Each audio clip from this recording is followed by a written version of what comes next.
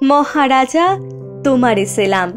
ভারতের প্রথম বাঙালি অস্কার জয়ী চিত্র পরিচালক সত্যজিৎ রায়ের ১০৩তম জন্মবার্ষিকী উপলক্ষে চলচ্চিত্র এন্টারটেনমেন্টের পক্ষ থেকে রইল বিনম্র শ্রদ্ধাঞ্জলি।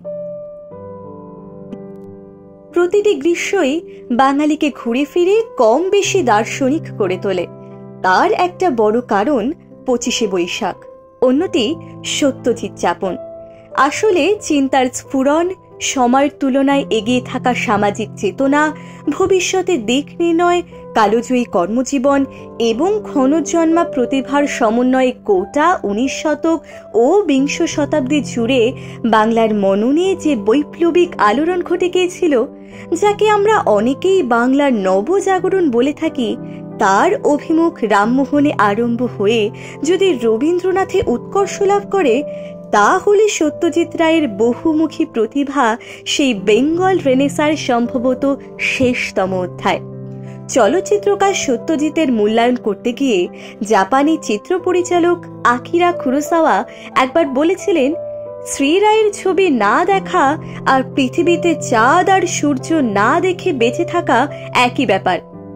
৩৭ বছরের কর্মজীবনে পরিচালক হিসেবে সত্যজিৎ রায়ের ৩৬টি ছবির বিস্তৃতি ও গভীরতা নিঃসন্দেহে পৃথক এবং পুঙ্খানুপুঙ্খ বিশ্লেষণমূলক আলোচনার দাবি রাখে।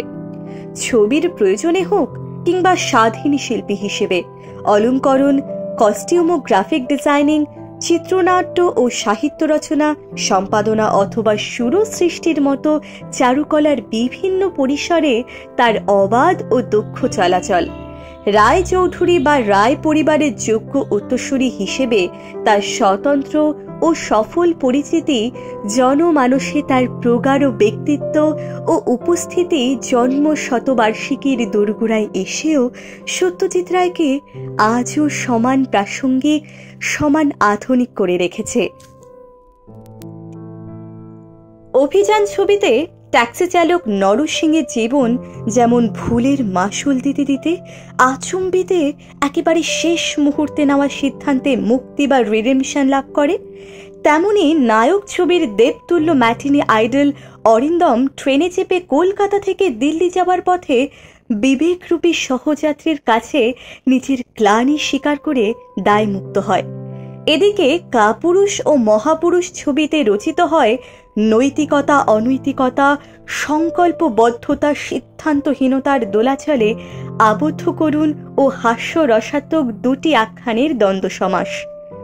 নরেন্দ্রনাথ মিত্রের গল্প অবতরণিকায় স্বামীর আচমকা চাকরি চলে যাওয়ার পর সকলের আপত্তি এড়িয়ে নিম্ন মধ্যবিত্ত পরিবারের শিক্ষিত ও দৃঢ়চিতা গৃহবধূ আরতির চাকরি করা এবং কর্মস্থলে মহিলা সহকর্মীকে অন্যায়ভাবে ছাঁটাই হতে দেখে প্রতিবাদ করে চাকরি ছেড়ে আসাকে আমরা প্রশংসিত হতে দেখি না, বরং কাহিনী শেষ হয় ঘরে ফেরার পর স্বামী সুব্রতের বিদ্রূপ, শাশুড়ির কটূক্তি ও আরতির ভেঙে পড়া কান্না।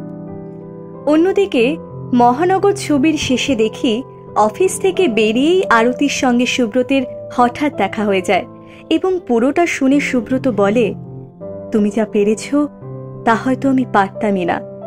আমার সে সাহসী হতো না। রোজগারের তাগিদে আমরা ভীতু হয়ে গিয়েছি।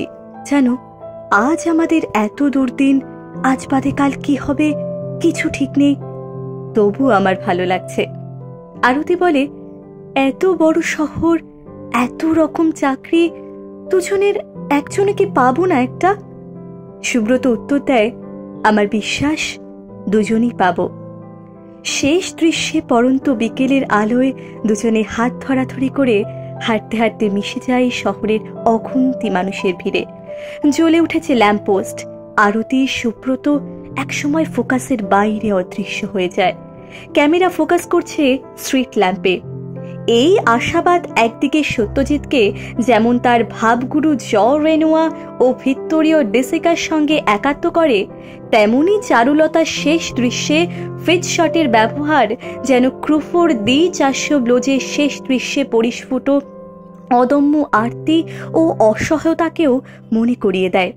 এই অস্বস্তি বেদনাই হয়তো পরবর্তী সময়ে সত্যজিতের ক্যালকাটা ট্রিলজিতে যথাক্রমে শহর ছেড়ে মুক্তির সন্ধান, মুক্তিহীন পাপ বোধে জর্জরিত সাফল্য এবং চরম পচনশীল নাগরিক সভ্যতার তীব্র তিরস্কারে রূপ নেবে, অথবা অশনি সংকেত ছবিতে প্রকৃতির অপরূপ প্রাচুর্যের মধ্যেও মানবিকতার কদর্য অধঃপতনে। দার্জিলিংয়ের প্রেক্ষাপটে নির্মিত কাঞ্চনজঙ্ঘা সফল বাণিজ্য করতে না পারলেও সত্যজিৎ মনে করতেন ছবিটি সময়ের তুলনায় অনেকটাই এগিয়ে। কাঞ্চনজঙ্ঘার কাঠামো ছিল একেবারেই চলচ্চিত্রের কাঠামো, যেটা আমার আগের কোনো ছবি সম্বন্ধেই বলা চলে না। অনেকের মতে কাঞ্চনজঙ্ঘা বর্তমানের হাইপারলিঙ্ক ছবি ঘরানার পূর্বসূরি।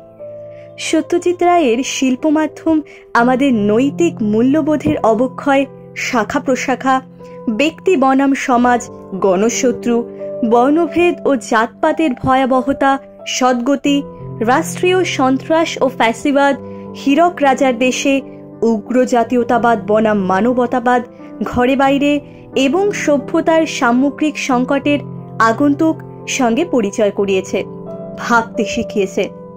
তাই সত্যজিতের উপস্থিতি তার প্রসঙ্গ ফুরোয় না, কেবল এগিয়েই চলে।